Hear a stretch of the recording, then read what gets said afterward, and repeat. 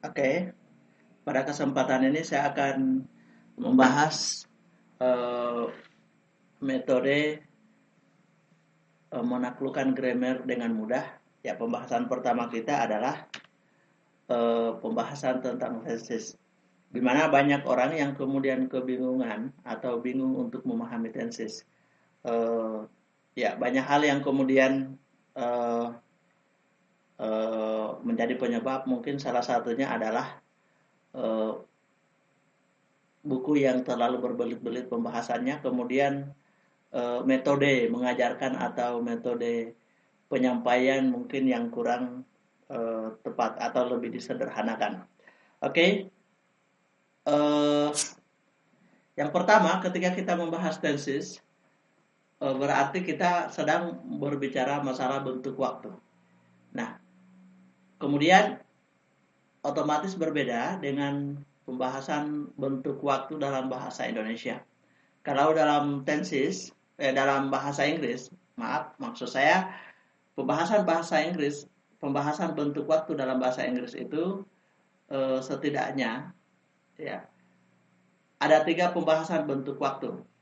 Yang pertama present atau sekarang, yang kedua adalah past atau bentuk waktu yang telah terjadi, yang ketiga future atau bentuk waktu yang akan terjadi, atau dalam bahasa saya suatu peristiwa atau kejadian yang baru direncanakan akan dilakukan. Berikutnya, untuk memahami tenses, yang paling utama adalah ya tadi, yang pertama memahami bentuk waktu, yang kedua adalah memahami jenis tenses. Jadi mengetahui eh, kerangka tenses ini penting sekali dalam metode saya. Karena jika tidak memahami kerangka tenses, itu akan membuat kita bingung. Yang pertama sebenarnya cukup memahami 4 jenis tenses dari 3 bentuk waktu. Eh, Sebenarnya dalam tenses itu cuma 4 jenis tenses. Yang pertama simple, yang kedua progresif atau continuous, yang ketiga adalah perfect, yang keempat adalah perfect progresif. Nah, eh, simple ya nanti tergantung, simple bisa diartikan ya sederhana ya, atau fungsinya untuk menyatakan kebiasaan sehari-hari jika itu berada di posisi tensi satu atau simple present. Kemudian yang kedua eh, progresif atau continuous. Nah, semua jenis progresif baik itu present progresif atau continuous, past continuous atau progresif, atau tenses nomor 10 future progresif, itu berarti sedang. Hanya yang membedakan adalah kapan terjadi peristiwa itu atau kegiatan itu. Kalau eh, present progresif atau continuous terjadi sekarang, kalau past progresif atau continuous terjadi di masa lampau atau sedang terjadi, katakanlah kemarin sedang terjadi hujan, ya, tiba-tiba ya ketika sedang hujan kemarin tiba-tiba kilat menyambar ya contoh. Kemudian berikutnya suatu kegiatan yang sedang ya, yang akan sedang, artinya eh, peristiwa itu sedang direncanakan akan sedang dilakukan pada masa tertentu, utamanya di masa yang akan datang. Berikutnya perfect. Nah, perfect itu sebelumnya ya saya bahas kembali bahwa semua progresif itu verbnya ing, ya, verbnya ing. Kemudian perfect, perfect itu adalah kegiatan yang sudah, nah, yang sudah dilakukan atau sempurna telah dilakukan. Ya, kalau biasanya perfect itu, kalau di present itu ya biasanya untuk menyatakan suatu peristiwa yang sudah dilakukan atau biasanya masih ada berhubungan atau barusan ya.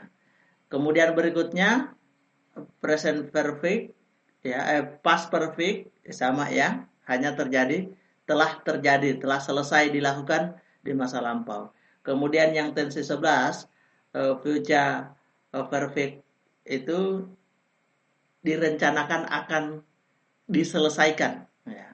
Telah diselesaikan, direncanakan akan telah diselesaikan ya kan gitu. Kemudian yang keempat perfect progressive itu adalah kegiatan yang sudah dilakukan di masa lampau, entah 10 tahun atau 20 tahun yang lalu atau 2 jam yang lalu, kemudian pada saat ini masih dilakukan atau belum selesai dilakukan. Oke, jadi cukup memahami 4 tensi simple, progressive, perfect, perfect, progressive. Nah, tugasnya coba masukkan di simple, di present. Ya, yang pertama akan jadi seperti ini. Ya. Ya. Simple present, present progressive, present perfect dan seterusnya hingga tenses 12 ini. Kemudian penyimbolan ini sangat penting diingat ya. Ketika saya menyampaikan tenses 1, maka itu berarti simple present, tenses 2 berarti present progressive. Ini sangat penting penyimpulan ini guna memudahkan ke depan ketika kita membahas jenis-jenis tenses, jenis-jenis grammar yang lain. Oke, jadi dihafal dulu nih, dipahami dulu 4. Jadi simple, progressive, perfect, perfect, progressive. Ketika masuk di present, masuk simple present, present progressive, present perfect, present perfect progressive dan seterusnya hingga di tenses future perfect progressive.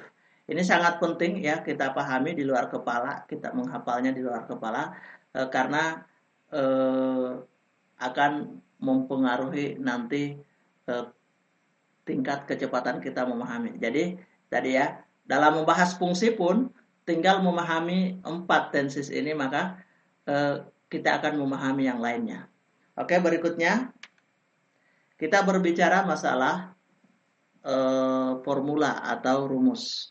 Jadi kalau kita melihat ya, tetap kita harus membicarakan ini karena jika tidak kita lakukan maka ya kalimat-kalimat yang akan kita buat akan kacau balau. Ya, di simple present ya, di tensi 1 itu ya sebagaimana kita lihat ada subjek, verb 1. Jadi penambahan s, is dengan is. Itu tergantung subjeknya.